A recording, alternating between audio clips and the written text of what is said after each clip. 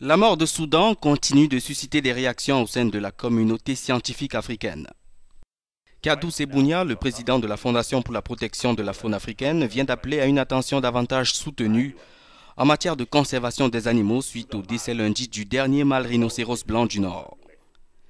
L'animal âgé de 45 ans, euthanasié après une dégradation de son état de santé ces derniers mois, avait été capturé à 2 ans en 1975 à Chambé, dans l'actuel Soudan du Sud.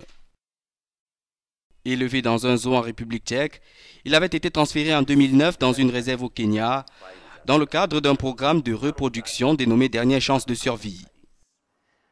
Pour Sebounia, qui avait rendu visite à Soudan en compagnie de sa famille, il s'agit d'une perte qui met en lumière les dangers encourus par la faune sur le continent. La faune, c'est quelque chose qui nous définit en tant qu'Africains et cela représente ce qu'est l'Afrique. Cela définit qui nous sommes, mais ce n'est pas tout. Les animaux contribuent grandement à notre mode de vie et à nos aspirations en tant qu'Africains. Leur habitat contribue pour presque 90% de l'eau dont nous avons besoin pour notre vie, pour notre agriculture, pour nos industries et surtout pour notre secteur.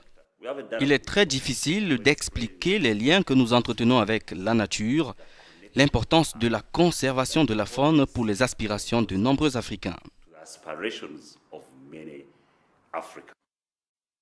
Après la mort de Soudan, affirment les spécialistes, il ne reste plus que 2 femelles en vie, toutes 2 incapables de se reproduire. Le seul espoir pour la préservation de cette sous-espèce réside désormais dans les progrès de la science, notamment le développement de techniques de fécondation in vitro.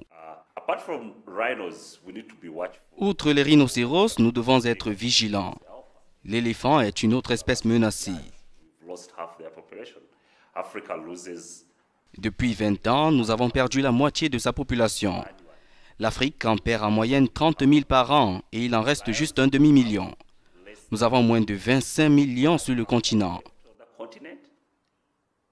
Il y a aussi une autre espèce qui peut totalement disparaître de la carte.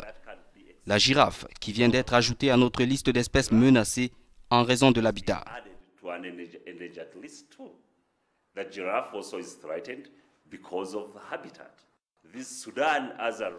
De prétendues vertus médicinales attribuées en Asie aux cornes de rhinocéros ont alimenté dans les années 70 et 80 un réseau de braconnage qui a largement décimé l'espèce.